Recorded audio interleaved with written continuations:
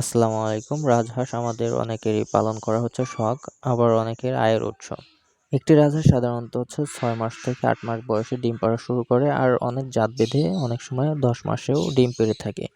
আর সাধারণত রাজহাঁস যে শীতের শেষ থেকে বসন্তকাল পর্যন্ত ডিম দিয়ে থাকে, আর ওরা বছরে ৩০ থেকে ৫০টা ডিম দিতে সক্ষম, আর এর কম বেশিও দিয়ে থাকে অনেকে রাজহাঁস।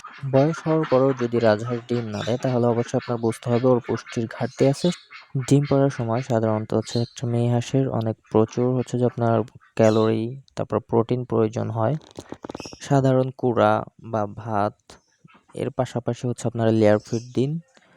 আর যদি পারেন শামুকের গুঁড়া, তারপর ওদেরকে ক্যালসিয়ামের সাপ্লিমেন্ট পানির সাথে মিশিয়ে খুব সুন্দর করে ওদেরকে খাওয়াতে পারেন। এতে যে হাঁস খুবই ভালো থাকবে, এবং যে ওদের স্বাস্থ্য ভালো থাকবে আর ডিম ভালো দিবে। আর হ্যাঁ, ওদেরকে কাঁচা ঘাস দিতে পারেন। কমলি শাক অবশ্যই চেষ্টা করবেন কমলি শাক ২-১ বার দিতে দেন সপ্তাহে। এতে করে কি হবে, ওদের হজম শক্তি বাড়বে, ওদের যে ডিমের উর্বরতাটা আরও বৃদ্ধি পাবে, ওরা ভালো ডিম দিবে। সুস্থ হাঁস মানেই বেশি ডিম। আর ওদের যে বাসস্থানটা করবেন সেটা সবসময় চেষ্টা করবেন শুকনো রাখতে, কারণ রাজহাঁস স্যাঁতস্যাঁতে অবস্থাতে থাকলে ওদের অসুস্থতা বেশি হয়। আর সবসময় চেষ্টা করবেন ওদের ভ্যাকসিন করানোর জন্য, আর কৃমিনাশক অবশ্যই করাবেন। কৃমিনাশক ডোজটা করায় নিলে আপনাদের হাঁস এমনিতেই সুস্থ থাকবে। রাজহাঁসকে দিনে ২ থেকে ৩ ঘন্টা পরিষ্কার পানিতে সাঁতার কাটতে দিন। এতে ওদের ব্যায়াম হবে, শরীর ভালো থাকবে, আর ওদের শরীর ঠান্ডা থাকবে, যা ডিম পাড়তে খুবই জরুরি। রাজহাঁসের সঠিক যত্ন নিলে আর সঠিক খাবার দিতে পারলে ওরা যে সুস্থ থাকবে এবং প্রচুর ডিম দিবে।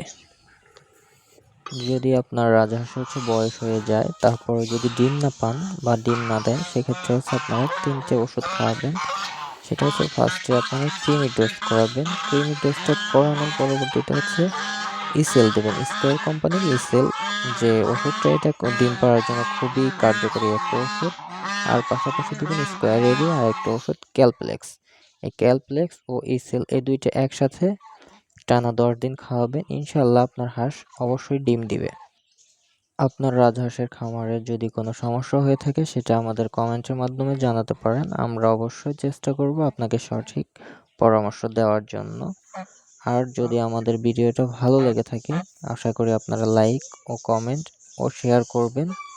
তো সবাই ভালো থাকবেন, সুস্থ থাকবেন। আল্লাহ হাফেজ। আমাদের জন্য দোয়া করবেন।